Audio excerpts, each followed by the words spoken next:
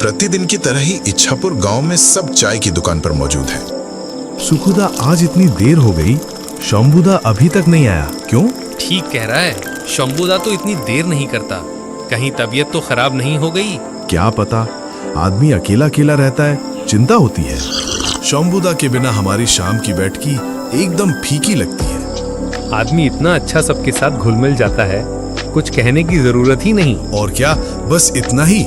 शंभुदा की जिंदगी में जो घटनाएं हुई हैं, जितनी रहस्यमयी उतनी ही दिल को छू जाने वाली। यहाँ बैठने से अच्छा है चल एक बार शंभुदा के घर से होकर आते हैं। वही तो अच्छा रहेगा।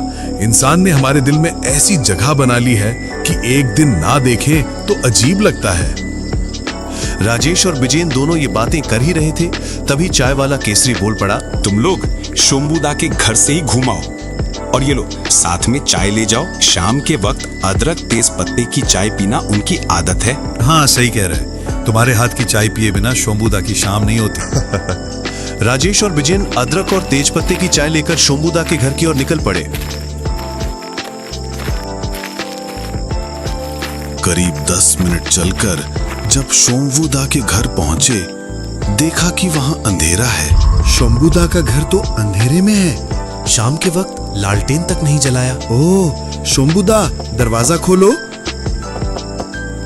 2-3 बार पुकारने के बाद शंभू ने दरवाजा खोला। शंभुदा, आज चाय की दुकान पर नहीं गए क्यों? तुम चाय की दुकान पर न जाओ, ऐसा तो कभी होता ही नहीं। बिजेन, राजेश, तुम लोग आओ आओ, अंदर आओ। शंभू बिजेन और राजेश को घर के अंदर ले जाता है। तुम्हारी तबीयत ठीक है ना शंभुदा? शाम हो गई और तुमने अब तक लालटेन तक नहीं जलाया। तुम्हारा चेहरा इतना सूखा सूखा क्यों लग रहा है? क्या हुआ, बताओ तो। लालटेन जलाकर शंभू राजेश और बिजेन के सामने आकर बैठता है। बिजेन झटपट दुकान से लाया हुआ चाय शंभुदा को देता है। सच में तुम लोग मुझे बहुत प्यार करते हो। एक दिन नहीं गया तो चाय लेकर ही चले आए। शंभुदा, क्या तुम भी इस इच्छापुर गांव के लोगों को कम प्यार करते हो? किसी को जरा सी भी परेशानी हो सबसे पहले तुम ही तो पहुंचते हो। शंभू बस मुस्कुराता है, कोई जवाब नहीं देता, जैसे किसी बात को लेकर सोच में है। राजेश और बिजेन से बात तो कर रहा है, लेकिन मन कहीं और है। ऐसे चुप क्यों हो गए? क्या सोच रहे हो, बताओ तो। शंभू और कुछ समय चुप रहने के बाद कहता है, असल में आज सुबह से ही मन बिल्कुल अच्छा नहीं है। वो तो तुम्हें देखकर ही समझ में आ रहा है। क्या हुआ, खुलकर बताओ ना, तभी तो हम समझ पाएंगे। हाँ, बताता हूँ। असल में तुम्हें तो बताया ही था कि मेरा बड़ा दादा निशिगंज में रहता है। हाँ, 3 साल पहले तो मुझे और बिजेन को वहाँ लेकर भी गए थे। कुछ दिन वहाँ बहुत अच्छा बीता था। बहुत अच्छे इंसान है, ठीक तुम्हारी तरह। क्यों, उन्हें कोई तकलीफ हुई है क्या? कुछ दिनों से उसे चिट्ठी लिख रहा था, लेकिन कोई जवाब नहीं दे रहा था। आज अचानक एक चिट्ठी मिली। क्या लिखा है उन्होंने? बस इतना ही लिखा है कि बहुत जल्दी वहां जाकर मिल लूं, बहुत जरूरी है। शंभुदा, इसमें इतना चिंता करने की क्या बात है? असल में वो बहुत अंदर का आदमी है, अपनी कोई तकलीफ आसानी से किसी से कहता नहीं। भाभी के गुजर जाने के बाद अपने मृत बेटे की याद को थामे वहीं रह गया। कितनी बार कहा था मेरे पास आकर रहे, लेकिन नहीं आया। इंसान ही ऐसा है, और अचानक ऐसी चिट्ठी लिखी है, इसलिए चिंता हो रही है। तुम बेकार में चिंता कर रहे हो शंभुदा, इसमें इतना सोचने की बात नहीं है। शायद तुम्हें देखने का मन कर रहा हो बस। शोमू, राजेश और बिजेन की बातों से भी जैसे वो पूरी तरह निश्चिंत नहीं हो पा रहा था। अच्छा शंभुदा, चलो ना कल ही मैं, राजेश और तुम तीनों ही मिलकर निशिगंज चलते हैं। बिजेन ने एकदम ठीक कहा, यही बेहतर रहेगा। चलो, तुम्हें तुम्हारे दादा से मिलवा भी देंगे, दोनों का मन भी अच्छा हो जाएगा, और वहाँ कुछ दिन बिताने से सभी का मन भी अच्छा हो जाएगा। मैं भी यही सोच रहा था, वहाँ कुछ दिन रहकर लौटे तो मेरा और उसका दोनों का ही मन अच्छा हो जाएगा। लेकिन तुम्हारा काम? अब हमारे पास ऐसा कौन सा बड़ा काम है? धान काटने का काम भी खत्म हो गया है, और अगर कुछ होता भी तो भी तुम्हारे साथ जरूर जाते। जब कोई परेशानी में होता है तो तुम भी तो अपना सारा काम छोड़कर दौड़े चले आते हो। पिछली साल जब मेरे बेटे की तबीयत बहुत खराब हुई थी तब तुमने कितना जरूरी काम छोड़कर उसे लेकर कोलकाता गए थे अच्छे इलाज के लिए। तुमसे कितनी बार कहा है उस बात को बार बार मत दोहराओ। तुम सबके साथ खड़े रहते हो, ये ना कहूँ तो इंसानियत ही नहीं रहेगी। शोमू और कुछ कहने ही वाला था कि राजेश और विजयन उसे रोक कर बोले, अब और कुछ नहीं सुनेंगे, हम कल ही वहां जा रहे हैं और तुम्हारे दादा के हाथ की बनी कातला मछली की कालियां फिर से खाने को मिलेगी। अभी तक उसका स्वाद मुंह में है। शोमू के चेहरे से अब जैसे चिंता की रेखाएं हटकर मुस्कान की धूप निकल आई। मैं तो तुम दोनों से हार गया। सच में मैं बहुत भाग्यशाली हूँ जो तुम जैसे लोगों से मेरा परिचय हुआ। दादा से भी यही कहता हूँ, एक बार इच्छापुर आकर रहो, फिर मौत के पहले कोई यहाँ से जाना नहीं चाहेगा। नहीं शंभूदा, अब कोई दुख की बात नहीं होगी, सिर्फ खुशी की बातें होंगी। अब देखो ना, तुम्हारे दादा को भी यहाँ लाने की पूरी कोशिश करेंगे। यहाँ कुछ दिन सबके साथ रहेंगे तो उनका मन भी अच्छा हो जाएगा। हाँ, देखो तो सही कर पाते हो या नहीं। मैं भी चाहता हूँ कि वो यहाँ आकर हमारे साथ इच्छापुर में रहे। जरूर कोशिश करेंगे।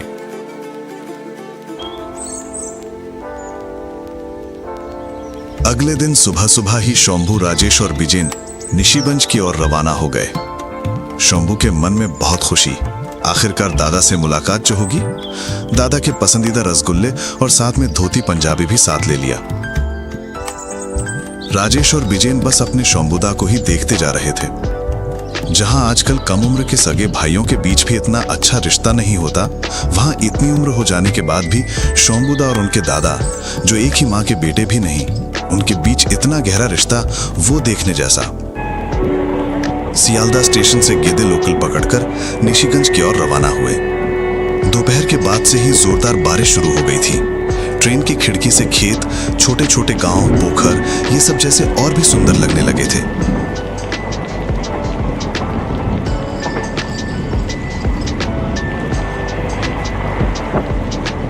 इसी बीच ट्रेन लगभग 1 घंटे तक एक जगह खड़ी रही।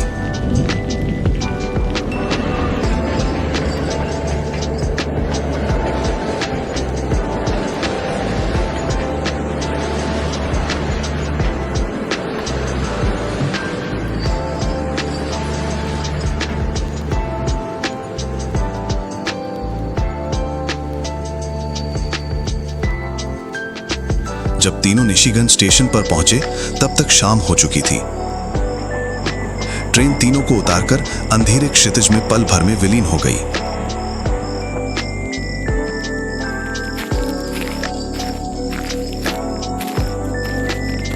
ट्रेन अगर बीच रास्ते में नहीं रुकी होती तो हम बहुत पहले पहुंच जाते। लगता है हमारे तीनों के अलावा कोई और निशिगंज में नहीं उतरा। जैसी बारिश हुई है, लगता है कोई घर से निकला ही नहीं। चलो स्टेशन के बाहर जाकर देखते हैं, शायद रिक्शा मिल जाए। तीनों स्टेशन के बाहर आकर देखते हैं। रिक्शा तो छोड़ो, एक भी इंसान तक नहीं है। जैसा सोचा था वैसा ही हुआ। आज तो पैदल ही दादा के घर जाना होगा। अब चलो पैदल ही चलते हैं, ज्यादा दूर नहीं है।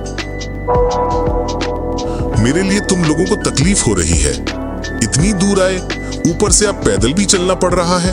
क्या कह रहे हो? इसमें भला तकलीफ की क्या बात है? सारा दिन खेत में धूप बारिश में काम करना एक बात है, और ये तो घूमने आए हैं, ये तो आनंद है। तीनों स्टेशन से पैदल ही चल पड़े। शंभू टॉर्च हाथ में लेकर थोड़ा आगे आगे और राजेश और विजेन पीछे पीछे। देखो, रास्ते में कई जगहों पर पानी जमा हो गया है। कीचड़ और पानी से बचते हुए तीनों आगे बढ़ते रहे। कहीं दूर से मेंढकों की टर्राहट और जंगल की ओर से सियारों की हुक्का हुआ की आवाजें आ रही थीं।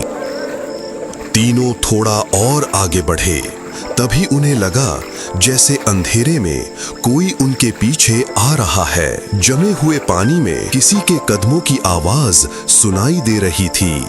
शंभूदा, क्या कोई हमारे पीछे पीछे आ रहा है? मुझे भी ऐसा ही लग रहा है, लेकिन स्टेशन से तो किसी को हमारे साथ आते हुए नहीं देखा। मैं 2 बार पीछे मुड़कर देख भी चुका, अंधेरे में कोई भी नहीं दिखा। रुको, टॉर्च को पीछे फेंक कर देखता हूँ, नहीं तो कहूंगा हमारे साथ ही रहो, तो कीचड़ वाले पानी में पाँव नहीं पड़ेगा। ये कहकर शंभू पीछे की ओर टॉर्च की रोशनी डालता है, लेकिन हैरान होकर देखता है वहां कोई नहीं है। तीनों ही काफी हैरान हुए। लगता है जो भी था किसी और रास्ते पर चला गया। हाँ, शायद ऐसा ही होगा। ये सोचकर तीनों फिर से चलना शुरू करते हैं।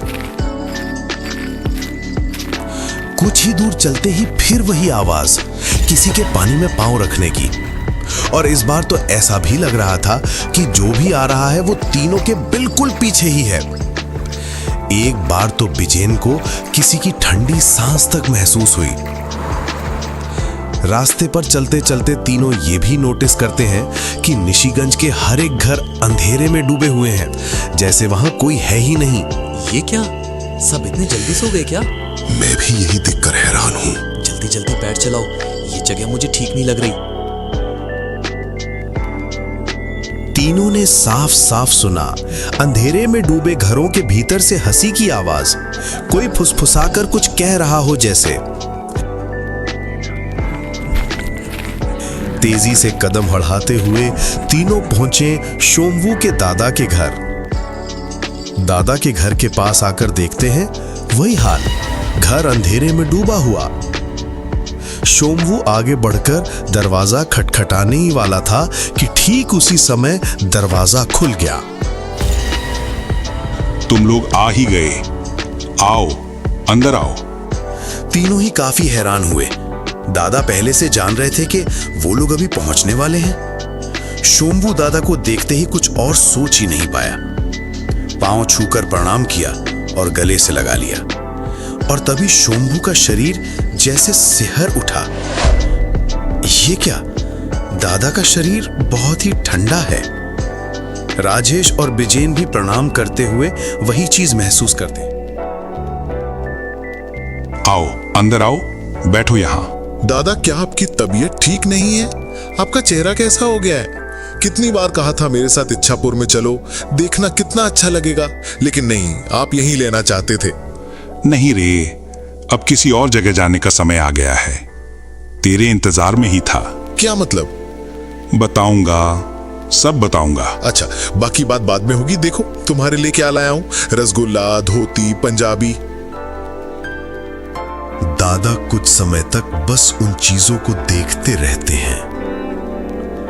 उनकी दोनों आंखों से आंसू बहने लगते हैं। ये क्या दादा, आप रो क्यों रहे हैं? ये तो मैं हर बार देखता हूं, जब भी कुछ तुम्हारे लिए लाता हूं तुम रो देते हो। छोटा भाई लाए तो ऐसा ही होता है रे, लेकिन ये चीजें अब मेरी। क्या, चुप क्यों हो गए? ओह, कुछ नहीं। अच्छा दादा, इस गांव में क्या अब सब बहुत जल्दी सो जाते हैं? जब हम पिछली बार आए थे तब तो किसी को इतनी जल्दी सोते नहीं देखा था। हर घर में बातें, हंसी मजाक चलता रहता था। दादा सिर झुकाकर बोले। हाँ, सब सो ही गए हैं। राजेश ने यह भी गौर किया कि कुछ काली परछाइयां जैसे दरवाजे के बाहर खड़ी हैं। अच्छा तुम लोग बैठो, मैं चाय बना कर लाता हूं, फिर बातें करेंगे। दादा अंधेरे की ओर रसोई में चले गए। तीनों रसोई की हालत देखकर भी हैरान हो गए। जो दादा अकेले रहकर भी हमेशा घर को साफ सुथरा रखते थे, अब पूरे घर में धूल की मोटी परत जमी है। ये देखो, दादा रसगुल्ला तो साथ ले जाना ही भूल गए। मुझे दो, मैं रसोई में दे आता हूँ। मुझे भी बहुत प्यास लगी है, मैं भी चलता हूँ, चलो। राजेश और बिजेन जैसे ही रसोई में घुसते हैं, अंदर का नजारा देखकर चौंक जाते हैं। वो देखते हैं कि चूल्हे के सामने एक कंकाल बैठा है। वो पत्थर जैसे जमकर खड़े हो जाते हैं, मुंह से आवाज तक नहीं निकल रही। राजेश और बिजेन नहीं लौटते देख शोम्बू भी रसोई में आता है और वो भयावह दृश्य देखकर सिहर उठता है। वो कौन है? ये कहकर वो जोर से चिल्ला उठता है और एक पल की देर किए बिना तीनों घर से दौड़ते हुए स्टेशन की तरफ भागते हैं। वो मेरे दादा नहीं हो सकते, नहीं, किसी हालत में नहीं। उनके साथ साथ चल रही थी कुछ काली परछाइयां। तो तुम लोग कौन हो? थोड़ा आगे बढ़ते ही तीनों देखते हैं कुछ कंकाल रास्ते पर खड़े हैं।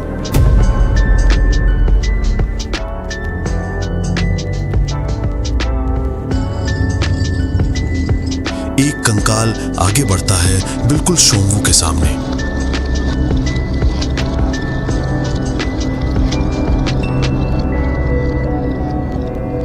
धीरे धीरे वो इंसानी शक्ल ले लेता है। दादा, तुम? हारे, मैं ही हूं। तभी तो कहा था अब इच्छापुर तेरे साथ नहीं जा पाऊंगा।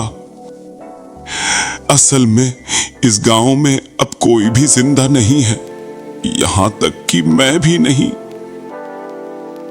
ये सुनते ही शोम्वू धड़ाम से जमीन पर बैठ जाता है। आंखों से आंसू बह रहे हैं। दादा, तुम? मत रो भाई, डेंगू की महामारी में सब मर गए, लेकिन किसी का पिंडदान नहीं हुआ, इसलिए मुक्ति नहीं मिली। क्या तू वो काम करेगा? शोम्वू अब भी रो रहा है।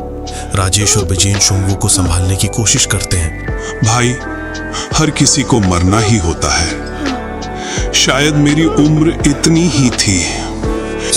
दादा, आपने मुझे खबर क्यों नहीं दी? कैसी बुलाता तुझे इस मुसीबत में। कितनी बार पंचायत में खबर दी गई कि डेंगू मच्छर मारने की दवा दी जाए, लेकिन जब दवा पहुंची तब तक गांव के ज्यादातर लोग मर चुके थे और जो बचे थे वो गांव छोड़कर चले गए। इसीलिए जब सब खत्म हो गया तब तुझे बताया। दादा आकर शोम्वू के सर पर हाथ रख। शंभू, तुझे एक और काम करना होगा। तेरे सिवा मेरा और कोई भी अपना नहीं है, इसलिए मेरे घर और जमीन को बेच दे और उस पैसे को इच्छापुर के विकास में लगा देना। मुझे बहुत अच्छा लगेगा। यही मेरी आखिरी इच्छा है। करूंगा दादा, तुम्हारी हर इच्छा पूरी करूंगा। चल रे, कितने सालों बाद तेरी बौदी से मिलना होगा। कितने दिन से वो अकेली है, अब हम मिलेंगे। इसके बाद दादा की शक्ल धीरे धीरे हवा में घुल जाती है। अगले दिन शोम्बू दादा की आंखों में आंसू लिए उनका पिंड दान करता है और जमीन बेचने के बाद मिले पैसे से इच्छापुर में एक महिला विद्यालय की स्थापना होती।